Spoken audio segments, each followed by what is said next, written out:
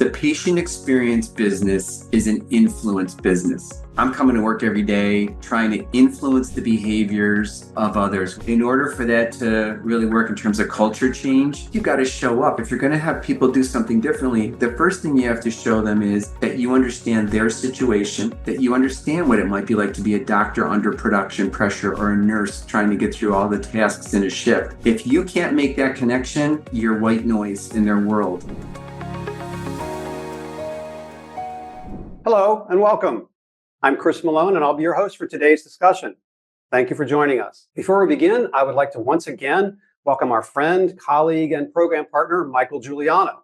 Michael is president of Planetree, which is a global not-for-profit organization dedicated to humanizing healthcare for everyone through excellence in person-centered care. Welcome, Michael. Hey, it's been a few weeks since the 2024 Planetree Forum in New Orleans. How did it go?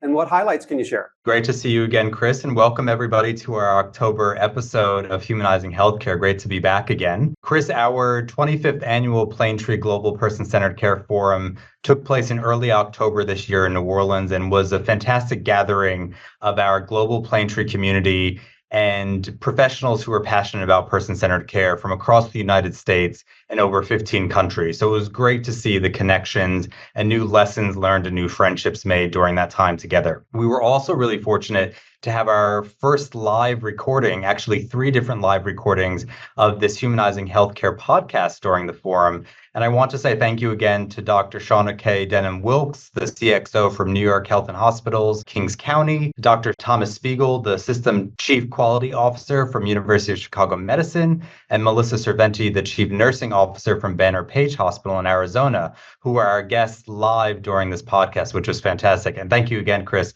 for all of your work in supporting those amazing discussions.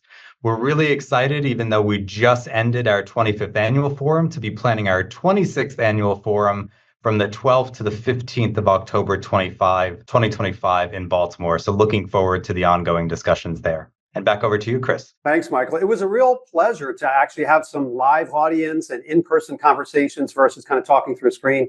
So it was a nice change of pace. For those of you who are interested, those episodes are posted on Apple Podcasts and Spotify and all the usual places. But hey, without further ado, I'm pleased to also welcome our program sponsor, Steve Peltzman, CEO of Feedback Now.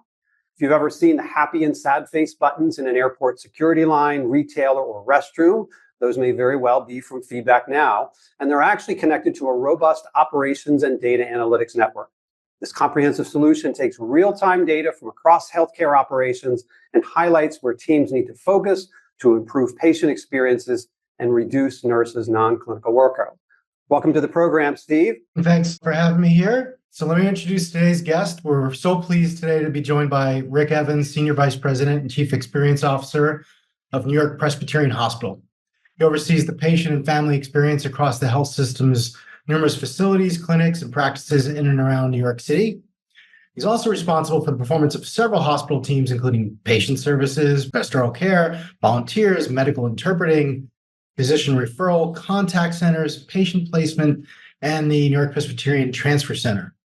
He's previously served at the Massachusetts General Hospital as Chief Experience Officer. Welcome to the program, Rick. Great to have you. Thank you. Good to be here today, and good to see you again, Steve, as well. I was thinking about today that I need one of those, happy or not, I need one of those buttons in my own house, I think. I could picture a couple of uses for it, so we should talk after. We have a home version just for you. There you go.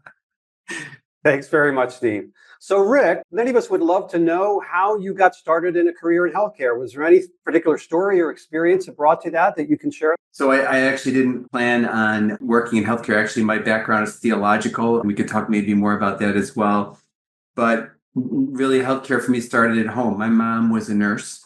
I can remember going to school to work with her. She worked in a nursing home for a period of time, visiting patients that she was caring for, volunteering at the hospital she worked at. So mom was a nurse. And there was a really strong connection also to Planetree. One of my first mentors, even before I was in healthcare, was Bill Pawanda. He was a leader at Griffin Hospital in Connecticut, obviously associated with Planetree. So I had great mentors. I started work after school in the not-for-profit sector, but found my way into healthcare.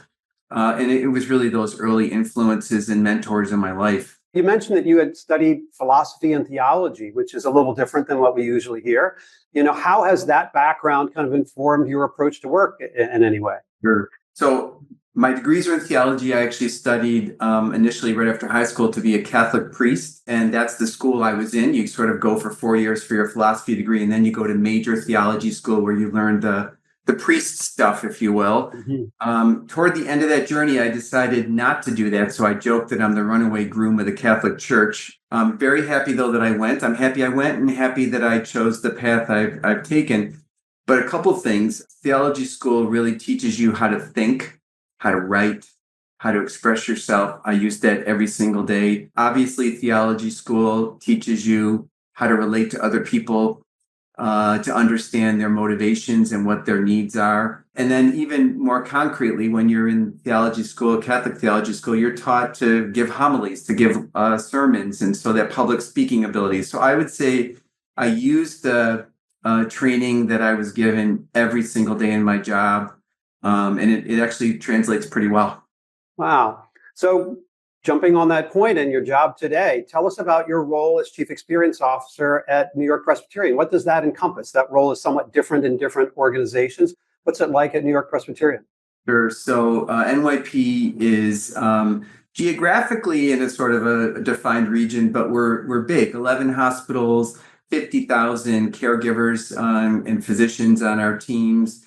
A huge array of outpatient services scattered through Manhattan and Brooklyn and Queens and up into Westchester. So it's not a lot of geography, but it's a lot of people that we take care of. We have behavioral health in our continuum, very substantial behavioral health services.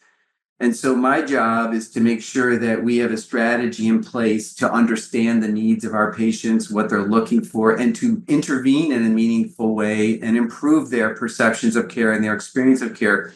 Increasingly as well, and I know we'll talk more about this later, it's not just the patient experience, but it's also the customer experience. And if you can think of healthcare, as many of us do, as a journey, there are times in the journey when you're a customer, you're looking for a service, you're trying to get an appointment or find the right help.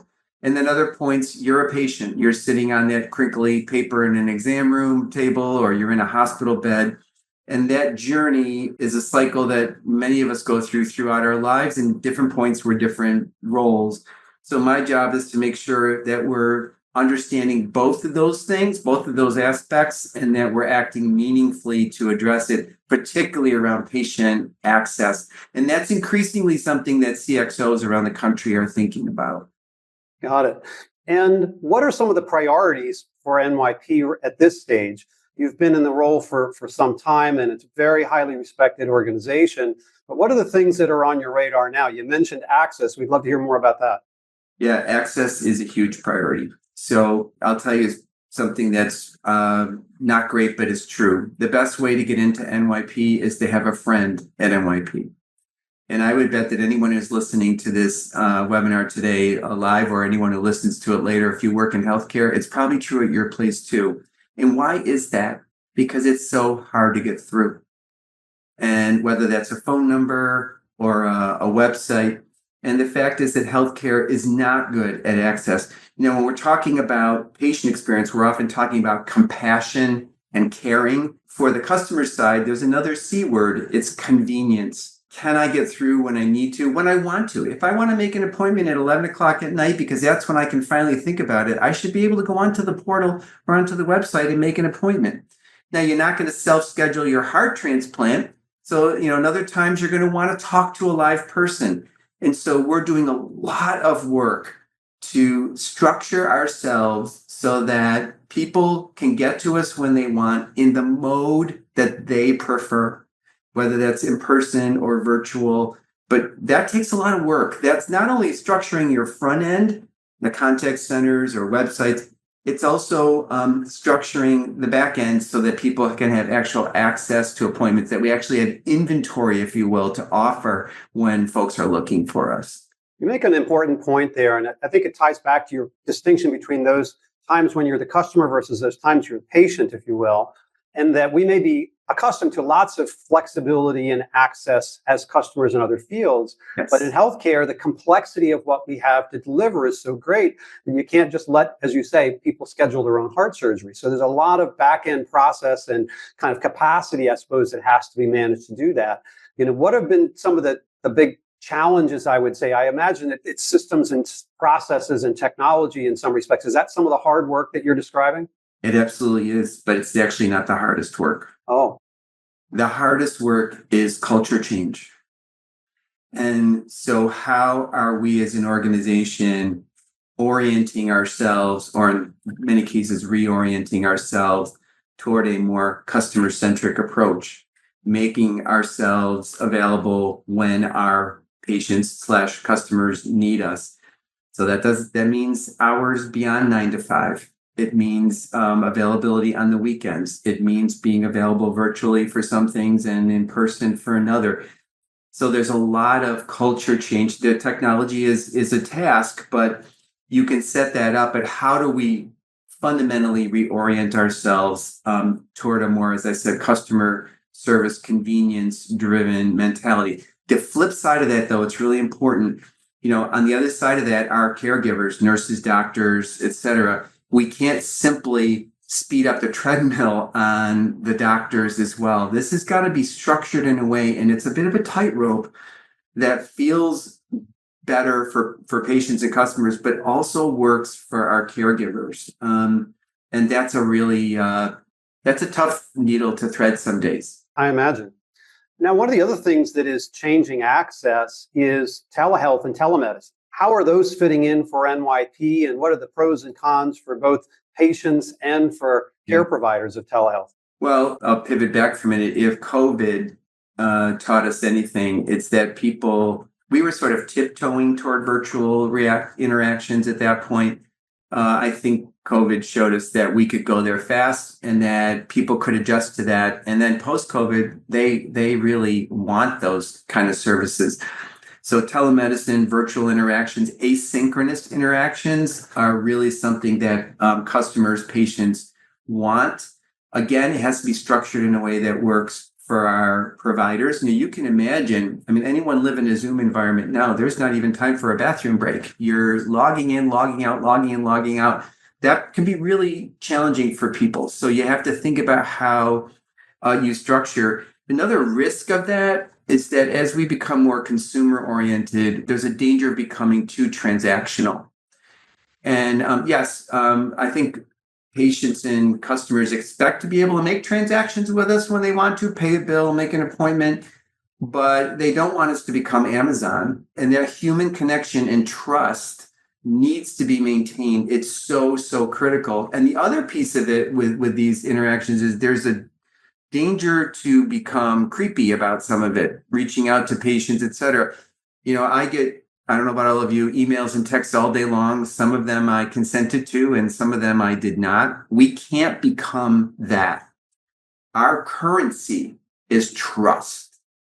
And so how do you set up a system that allows for people to choose the mode that they want to interact? They're much more comfortable with virtual. If you can't do virtual, you really can't do healthcare anymore.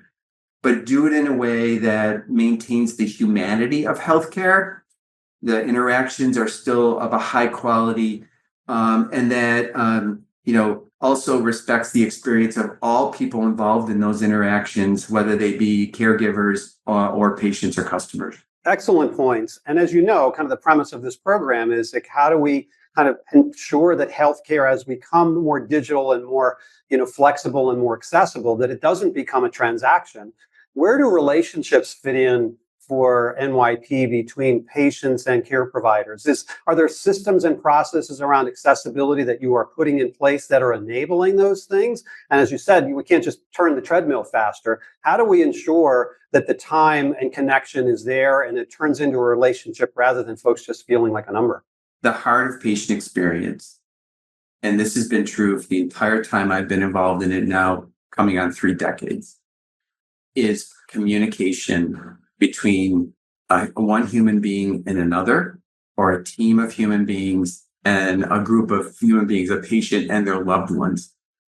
And anything we put in place, anything we deploy, whether that's at the bedside, physically in the same room together, or virtually through a Zoom connection, has got to facilitate that interaction. That's the way we try to structure it. And I would say, a piece of that, Chris, is it's empowering to customers and patients to give them options so that they can choose how they want to interact with us. That empowers people. That gives, it recognizes that patients do have choices and that we should try to understand what those are. So I may choose to interact with a provider virtually. Another time, I may have a concern, whatever it is, I need to be physically with that person. So we try to set up interaction ability, whether that's virtual or in person, that facilitates that really respects patient choice, that is appropriate clinically. And when you do that thoughtfully, you actually can make it more possible for a clinician and a patient to have a relationship. I mean, my primary care doctor, I'm trying to be careful with this because you don't want to bombard the guy with emails, but there are times when we interact through the portal and we're just a quick communication. Other times we're on screen and other times we're sitting in the same room. Very interesting. Well, to your point about making sure that those systems and processes enable that time and have capacity, let's take a short break and hear a little bit more about Feedback Now. They provide some things that assist in that regard that you might find interesting, and listeners may as well. So let's take a quick look at that. Ready to revolutionize patient care? Real-time operations can transform healthcare's human aspect. Feedback Now's comprehensive solution uses instant data from across your operation to highlight where teams should focus for faster patient service, reduced staff burnout, better noise management, cleaner public facilities, and more. From parking to discharge, every touchpoint can be optimized in real time. Join healthcare leaders creating wow moments with personalized care. The future of healthcare is here. Don't be left behind. All right, thanks. Sure. I do want to just comment, we use Feedback Now at NYP. And great. It's been a positive for us, particularly in areas that you sort of can't watch all day, really help our teams focus their interventions. So we've appreciated that technology.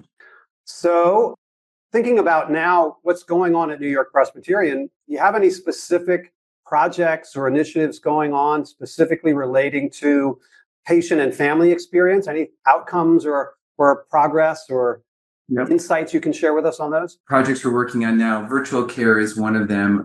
We have spent post-COVID a lot of time in our hospitals creating infrastructure in patient care areas that allow for bidirectional communication through our television systems, through screens in rooms. And you got to be careful with confidentiality and a bunch of other issues. So it's not as simple as just creating, conferencing ability at the bedside. But one of the things we've done, and there's actually an article we just published in New England Journal of Medicine Catalyst about this, is virtual nursing at the bedside. Now, we didn't invent virtual nursing. It's being tried all over the country. But when we were, particularly in the period where we were hiring so many new staff and post-COVID, our staffing was so challenged, we were trying to use technology to extend interactions at the bedside to benefit our patients and our nurses. So we have now a virtual admission and discharge program where the bedside nurse can come in. There's still things only the bedside nurse can do. Let's be clear about that. But say it's a discharge, the bedside nurse can start that process, do the pieces that he or she needs to do. And then there are often questions, and often with production pressure, some of those questions can get shortchanged because that nurse has got, a number of other patients waiting.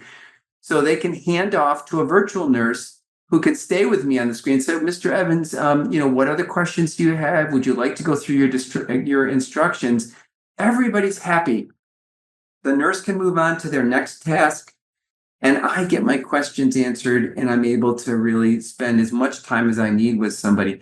Now, that's a simple use case. It's not, the tech was challenging to put all together, mostly just the scale of it. But it's a real plus, and we found it's been very effective. And using technology in a complementary way, again, think of it as a way to augment and strengthen patient communication where and when it's needed and to give our in-person caregivers a chance at success. We're finding as we find that mix and make it the right combination, our patient experience ratings have done really well. We've on our HCAHPS results, for example, have been at a 4-star level for HCAHPS all year long. We struggle to get to that point. 4-star hospitals that aren't specialty hospitals in New York are like unicorns. And 5 stars are virtually impossible to find. So we're seeing the results. And I think it's because we're being thoughtful about how we use technology in a way that builds trust, augments communication, and sort of helps everyone succeed. Great example. Now, it makes me wonder, for all the advantages that for the patients and the nurse on the unit, has this created less pressure on hiring and staffing, or does it create the need to hire different nurses that may be more technically involved or maybe don't need to be local? How has it had an impact on staffing and the needs in that regard? We have found that virtual nursing is an opportunity that some nurses are looking for. So it might be people that love that way of interacting and are facile with technology. We've actually found nurses who are ready to leave the bedside but didn't want to leave nursing. And so it fits in with their trajectory of their career. So it's not been hard to find people because there are people for various reasons that find that as a compelling way to make an impact. We've been very fortunate. I mean, right after main episodes of COVID, staffing was a nightmare pretty much everywhere, here too. We're much more stable now with staffing, but we found that technology helped us to bridge that gap while we were recovering. And now we're thinking of new use cases when we're not under that same pressure. Wow. And you make a good point about, the pandemic. New York-Presbyterian was one of the earliest and hardest hit in the country with COVID, and you've navigated through and beyond all of those things. What advice would you offer to other healthcare leaders that are, seeking to navigate the post-pandemic world now? Any advice or rules of thumb or watch outs that you would offer? Yeah, well, first of all, since this is a plane tree and we're talking about humanity in healthcare, I would say that, many years in healthcare, I was an incident commander on 9/11 in Hospital, New Jersey. I was at Mass General during the bombing, here during COVID. The big lesson is don't work where Rick works, I think. But apart from that, I've never seen anything like COVID. And I think it's affected all of us and changed us forever. And I think we're still figuring out as human beings what that experience for us has really meant. And I would hope and make a plea to all of us as leaders that we don't shortchange that. Recovery from that may take the rest of our lives, and understanding its impact, I think, is really important. But one of the lessons that we learned, and I think a lot of us did, healthcare changes so slowly. We learned that if we needed to, we could change overnight. We were making ICU beds like every night until we maxed out at like 3,500 COVID patients. One of the scariest moments of my entire life. We were only 1 or 2 ventilators ahead of where we were. Terrifying, but we did what we had to do. If we could change that fast in COVID, why can't we change faster now? Because our patients and customers want us to. And I think we've got to hang on to that spirit of innovation and say, look, I would say access is certainly not as life-threatening as COVID. It is as critical a healthcare issue as pretty much anything we face because we fail at it so regularly across our industry. So I think the biggest lesson I took away was if we need to change, we can. So let's do it. Yeah, I think you make an excellent point about access. It doesn't have the immediacy of a COVID pandemic on mortality and so forth, but it's simply that the consequences of that lack of access are not seen until much later, but can be equally deadly, frankly. Yep, they can, and they are. Yeah. Hey, let's take questions from listeners. We've had several come through. First question, what is a good entry-level job for someone who wants to work in patient experience? Any thoughts on that? That's a great question. Well, first of all, patient experience can be a place where you enter into healthcare. So, for example, a lot of the roles that are on my team, you need to be educated, and most of our team are master's prepared. but a lot of them are new to healthcare, and they can come in and patient experience can be like, if you can sort of go to the mountaintop because we work with everybody and you can see so much of hospital operations. So if there is a specialist or a patient experience lead role, that can be a place where a lot of smart people and eager people can enter healthcare. And we've gotten used on my team, people that started with us and went on to do other and greater things. And we're proud of that. Now, give us a couple years. That's right. Okay. But if you've done that, it's a great place to start in healthcare. And if not, I mean, we've taken on members of our teams who were transporters, who were nurse assistants, because they've been people at the bedside who develop a passion. And then we've taken on second career people too. It's a great place to sort of get in and see all of healthcare. Excellent. We've got a question from Emily. She says, in behavioral health, access like in-person or online appointments, weekend staff, night staff can all be a challenge. How does behavioral health manage some of this compared to internal health? Any thoughts on that? Yeah. So I think our steps into virtual care have been a little slower in behavioral health, but we have taken them. And here's the other thing. Behavioral health is incredibly underfunded and under-resourced, and there aren't enough practitioners in so many areas of behavioral health.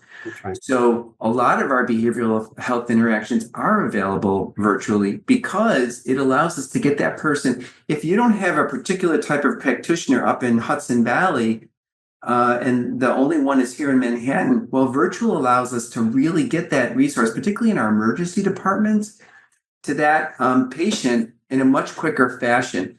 And I think we found, again, got to be careful. I think we have found that for a great range of behavioral health interventions, that virtual can still work. There are some that won't. But it may be more than we initially thought. And so we're being thoughtful and careful, but it has allowed us to extend precious resources over a much broader base. Excellent. Rick, we're hearing more and more about patients' desire for navigators in many of our service lines. Do you have a strategy for this, or have you found a way to help patients navigate our systems better without hiring an entire fleet of navigators? I would say virtually everybody I know, regardless of their station in life, I'm talking about from the person in our system who has the least resources and then some who have a great many resources. The thing that they ask for the most is help me navigate. Now, the unfortunate thing is very little of that is funded or reimbursed. So that's the conundrum we're in. Mm-hmm. Everybody thinks it's a good thing and is needed. No one wants to pay for it.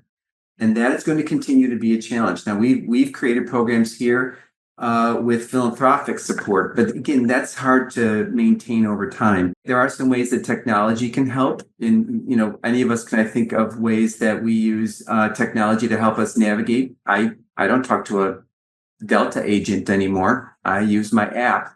So there is a lot of app creation going on, but there's still always going to be a human element needed. And the unfortunate truth is that it's not paid for. So we're often really begging for these resources. Now, in our hospital, we have a robust navigator network in our populations that have trouble with access, whether that's language or other barriers to care. Our emergency departments have navigation assistance. That's often important. And then where you've got patients transitioning from inpatient to other forms of care, I would say I'm seeing a little more funding for this than I used to, but it's really lagging behind the need, unfortunately. Yeah. Do you think it's possible for there to be a business case made for the impact of this in reducing cost of care, getting patients to the right care setting at the right time, reducing readmissions or ED, visits or things like that? Or is that a case that hasn't been able to be made in the past? I think you're absolutely right. I don't see very few people willing to pay for it, even with those truths. Again, if you can imagine somebody that is a frequent flyer at a hospital and is, coming back with particularly people with chronic conditions, keeping that person healthy and in the community is so important and is beneficial to the healthcare system as a whole in terms of cost.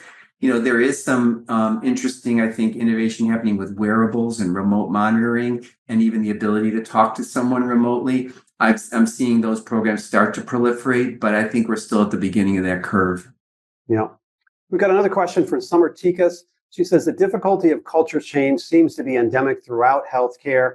What are some of the approaches that have been tried to kind of thread that needle of culture change, as you mentioned? Any particular thoughts or approaches in your view that have worked? The patient experience business is an influence business. So I'm really lucky. I'm a senior leader in my organization, but I have one of the smallest tables of organization here. I maybe have 400 people across all of my areas. Some of my colleagues have thousands of people. So I'm coming to work every day trying to influence the behaviors of others, whether that's our caregivers, et cetera. So in order for that to really work in terms of culture change, so I'm going to show up and ask a nurse to do something differently in their workflow. I've even had doctors say to me, what the hell is a CXO? Like, what are they paying you to do here? Right. And it's better if it's asked politely, but I don't mind that question. Most of our caregivers did not go to experience school. And I can tell you after 30 plus years in patient experience, there is a body of knowledge. Any of you who are practitioners on screen today or watching know that there's an actual body of knowledge. It's data-driven, it's evidence-based, and there is a body of knowledge. So I think you've got to show up. If you're going to have people do something differently, the first thing you have to show them is that you understand their situation, that you understand what it might be like to be a doctor under production pressure or a nurse trying to get through all the tasks in a shift. If you can't make that connection, you're white noise in their world. Then if you have to convince them, like we talk about here, I'm going to talk a little bit long on this for a second. We don't talk about happiness or satisfaction. We talk about confidence.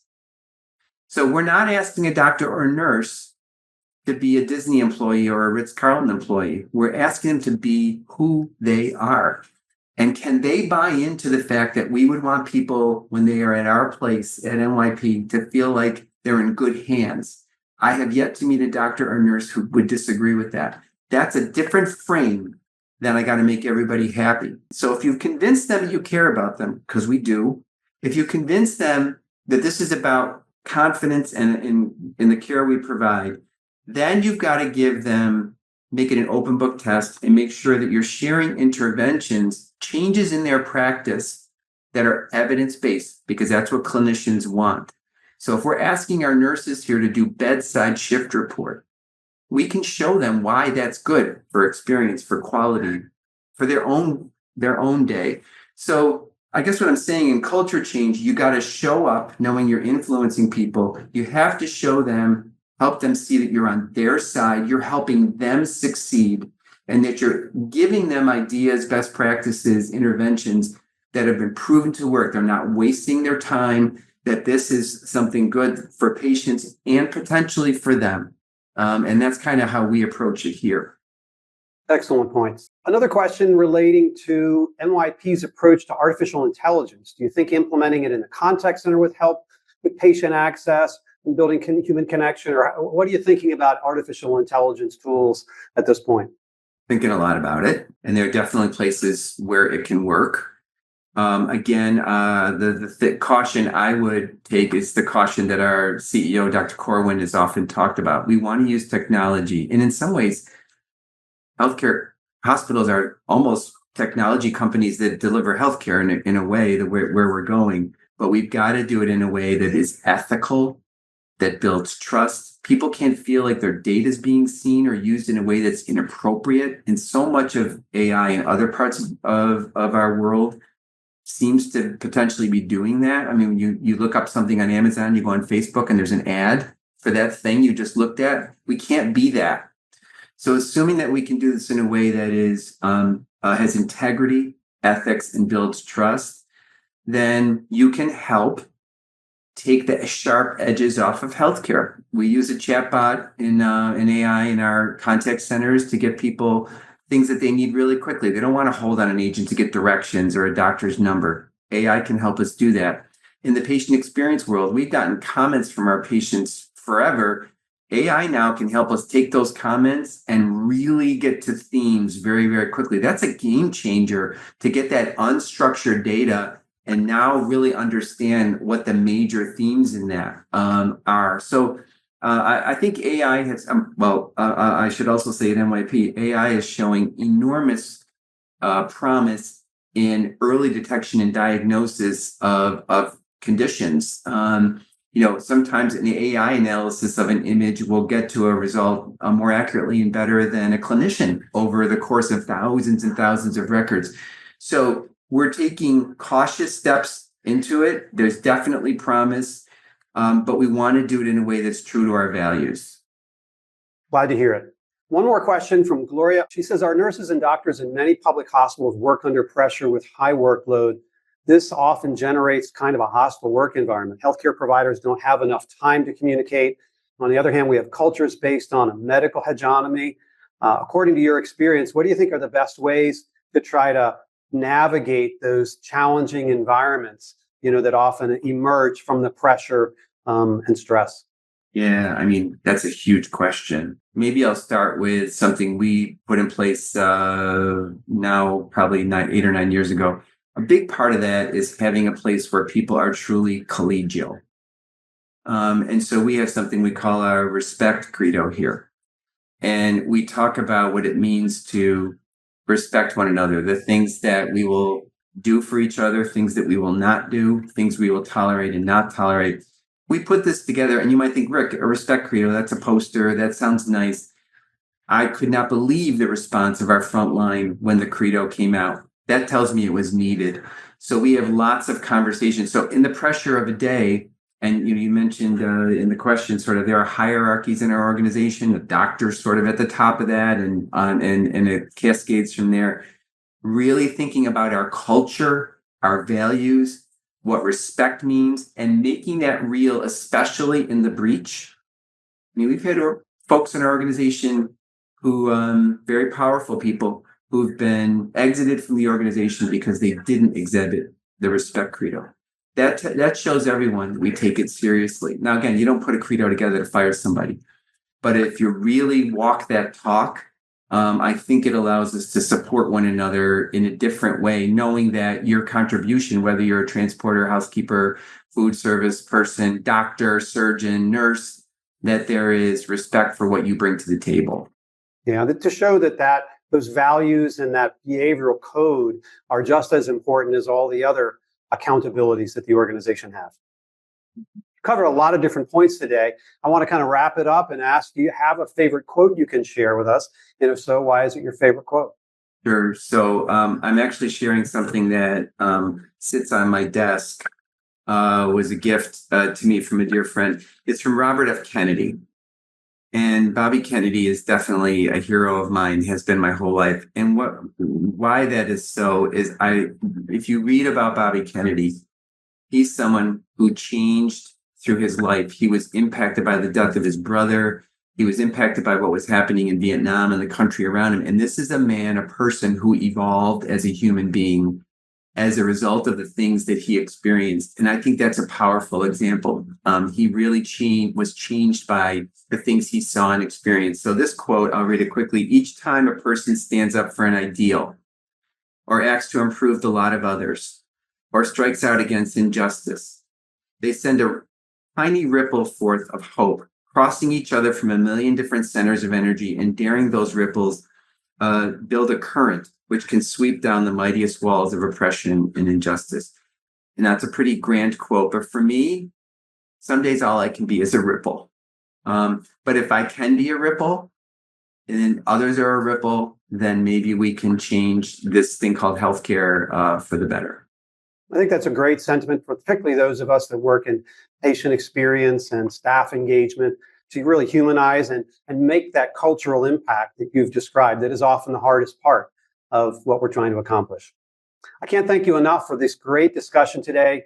The insights you've shared as kind of trailblazing chief experience officer, I think, are really valuable for everyone. For listeners who want to learn more about your work at NYP or what's going on there ongoing, how should they keep up with you? Is it LinkedIn or some other source? I'm on LinkedIn. I'm on Twitter, or X, I'm sorry. And I also publish a column in Becker's. So there's a number of ways to kind of find me. But we're a community, always happy to help anyone who needs it. Terrific. We'll publish those in our show notes. To our listeners today, thank you again for joining us as well. We hope you found this discussion as informative and inspiring as I have. In addition, I'd like to thank Steve Peltzman and his team at Feedback Now for sponsoring our program today. And be sure to join us a few weeks from now for our next Humanizing Healthcare discussion. We'll be talking with yet another healthcare leader and innovator. You won't want to miss it.